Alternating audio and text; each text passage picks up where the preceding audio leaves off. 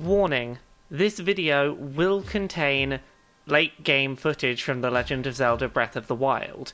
In order to demonstrate weapon durability, I have equipped some armor, shields, and weapons that are a little more difficult to find in the game.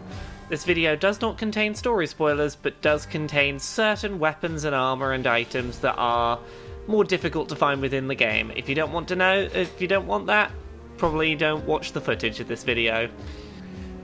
When I play a Souls game, or something in that sort of similar FromSoft-esque vein, I typically find a weapon that I like early in the game, and I stick with it. For me, this is nearly always a big, heavy two-handed sword. I get one early, I find myself relying on knowing its intricacies, and I generally never try to swap for anything else. It's just simply not the thing I'm using. I never let myself take that short-term proficiency dip to learn a new weapon. It's understandable, I think. I found something that I like, I know how long it takes to do its swing, I know what kind of swing it does and what moves it has. To learn something new, I would have to put that aside and not be as good with a new thing.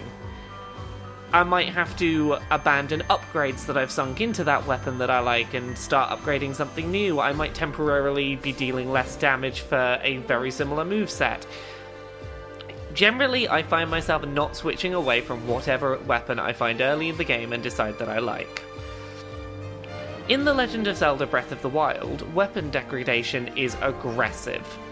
At first I was skeptical as this. I said as much in my previews for the game from E3 and from the Nintendo Switch preview event for press back in January. I criticised weapon degradation in the demo and I got blasted for doing so. Within that demo, the only weapons available during that demo were weak, brittle, and frankly just not that interesting. Sure, they had unique movesets, but that just wasn't enough to keep me engaged.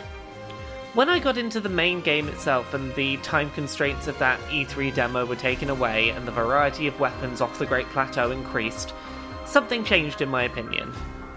Aggressive weapon degradation on early game weapons forced me to try some weapon types I never, ever, ever usually try in these kinds of games. If we take a spiral out from the Great Plateau, the closer you are to the Great Plateau in the centre of this spiral, generally the more easily broken, more brittle and weaker your weapons are, and the further out into the world you go, the more interesting, powerful, and just interesting the weapons are going to be. Areas rich with set types of weapons forced me to see variety within new weapon types. While playing Breath of the Wild, I learned I fucking love thrusting attacks on long, fast spears. I love jabs, I love stabs, I love pointing directly in front of myself with a spear and just hitting something right at the edge of my reach. I prefer this to slow, heavy attacks. I love reach, I love keeping at the edge of an enemy attack range, I love sort of dodging in, getting a few jabs, going a few steps back and suddenly being out of their range again. I've played through Demon Souls, all 3 Dark Souls and Bloodborne, and I never in any of those 5 From Software games ever learned to love jabbing spear attacks. I went back to Dark Souls 3 a little bit this past weekend, and yeah, I found that I fucking love long-range stab attacks. Something that game never taught me. While I will agree that The Legend of Zelda Breath of the Wild's weapon degradation is heavily aggressive, I would never have learnt my love for this particular weapon type if it wasn't for such an aggressive early game weapon degradation system. That's why I found myself enjoying being forced to try new things, to try new movesets, to experiment.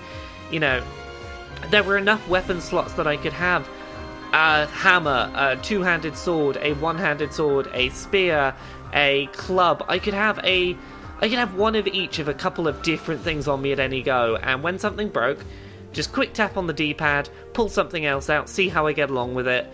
I might die, I might need to retreat, I might need to swap out to something else, but it got me trying weapons that I otherwise wasn't going to experiment with. I get that this will not be the case for everyone. I suspect at this point many of you will have seen Jim Sterling's review of Breath of the Wild, in which he gave the game a 7. There has been a lot of criticism of his review, which I do not understand in the slightest. The criticism I don't understand, not his review. He makes a very, very strong case that I think is very understandable for heavy weapon degradation in Breath of the Wild, forcing him to feel like he wasn't allowed to pick something he liked and stick with it, and generally that's how I feel about weapon degradation systems in most games. They infuriate me. I pick something I like and I can't stick with it, but the sheer abundance of weapons, the fact that pretty much every enemy you destroy in this game drops a new weapon that's something relatively equivalent to the level and the damage and the points of the area you're in. You can get through this game happily by picking things up as you fight and progressing on that way, and it keeps everything level to the area you're in. You shouldn't ever be steamrolling an area, and the fact that this game forced me to experiment in such a way that I learnt something about my interest in melee combat systems that I didn't previously know is enough that I really appreciate what this game did.